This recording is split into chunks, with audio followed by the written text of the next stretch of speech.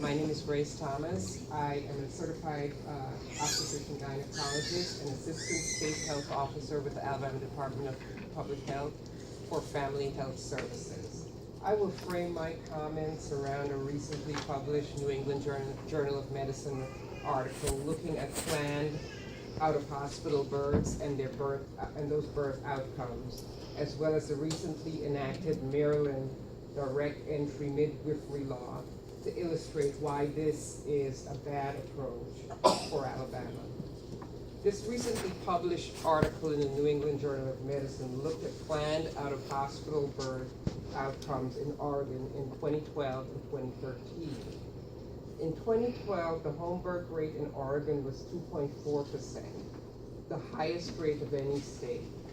What was unique about this study when compared with others looking at perinatal risk of planned out-of-hospital births versus hospital births is researchers were able to disaggregate the data in hospital births from initial planned out-of-hospital births that occurred in the hospital after transfer and were misclassified as hospital births. When this misclassification of intended out-of-hospital births as eventual hospital births led to an underestimation, a substantial underestimation of the rate of adverse outcomes associated with planned out-of-hospital births. What the study found that there was a higher rate or increased risk of perinatal death associated with planned out-of-hospital births. And that was 3.9 deaths per 1,000 deliveries versus 1.8 deaths per 1,000 with planned hospital births.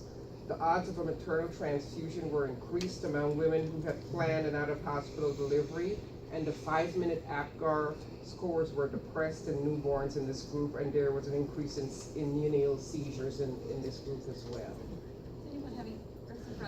Yeah, I'd like to get a copy of the study. The first thing that comes to mind is the planned out-of-hospital births that became hospital births, I guess because of complications. Would they have resulted in deaths had they, regardless of whether they'd been planned to be out of hospital or in hospital? Were they just difficult births that were going to result in death, regardless of the initial planning?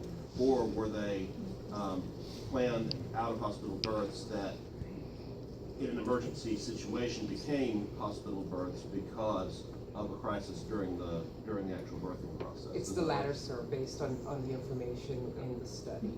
These were planned out-of-hospital births that went awry. How can we get a copy of? I would be happy to give you a copy. If you could provide us with that data. Surely. Are there any other studies other than this current study from the New England Journal of Medicine that relates to a historical perspective on midwifery activity in relation to this type of certified midwifery? There are multiple studies. Recently, a CDC, I think in 2014, looked at similar data and used birth certificates. The problem is that until the revision of the birth certificate, where they could actually tease out the data to determine where these moms delivered, the information, the data, you could as well imagine it was muddy or murky. So there are studies, but this is the Sentinel study that shows that's been able to tease out that data.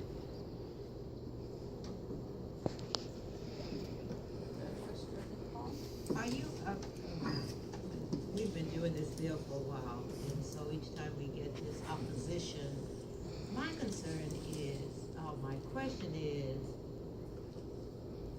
what do you propose for those individuals who would like to have this choice? Now, this is a choice, it's not a requirement, and it appears to me, let me stop there. What do you propose? And this is a choice that individual families are choosing.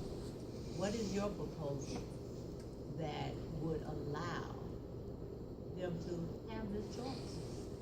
Thank you for your question. I think that I respect the right as a woman for women to have the right to make their choice. I think that one of the, as a public health advocate, my main concern and that of the agency is the safety of patients. And I think that we wholeheartedly support a certified nurse midwifery program. And I think one of the things that we need to explore collaboratively in this state is how we can better enhance and work with our institutions of higher learning to provide the best possible care for our women across the state, regardless of income level or the color of their skin.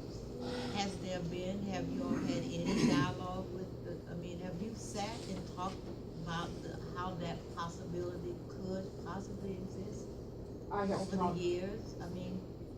I have personally met with department heads at the various. No, I'm not talking about, I'm talking about the individuals, the families. I I'm have talking about not- the families. I have That's not- where the disconnect is. There seems to be, we're over here, the health community, and the families are over here. And the disconnect seems to be, there is no meeting of the minds or having a real dialogue, this conversation. And we have in the past several years met with the lay midwifery body, but that has not occurred recently. I just say, I know that we're gonna continue to have this if we don't, and it's a choice I think we should have. Lieutenant Crawford? As far as the nurse midwife compared to the midwife, are you familiar with any data that the professional nurse midwife is the same as hospital birth, or is their survival rate lower than normal hospital birth? I think this is the most recent article, the study that I cited from Oregon, because they've had the largest percentage of home births. But I'm talking about the nurse midwife compared to professional midwife.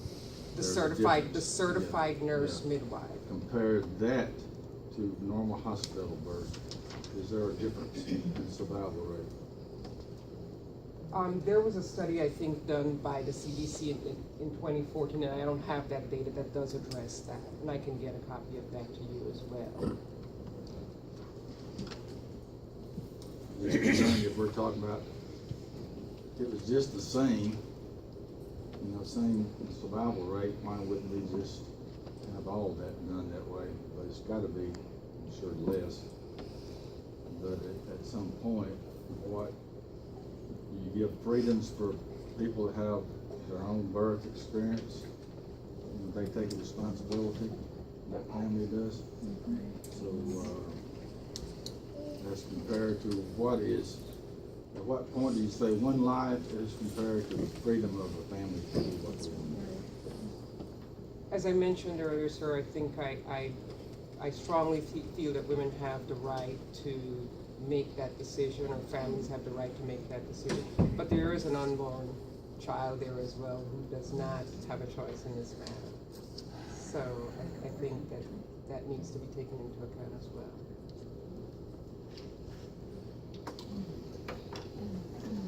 Okay.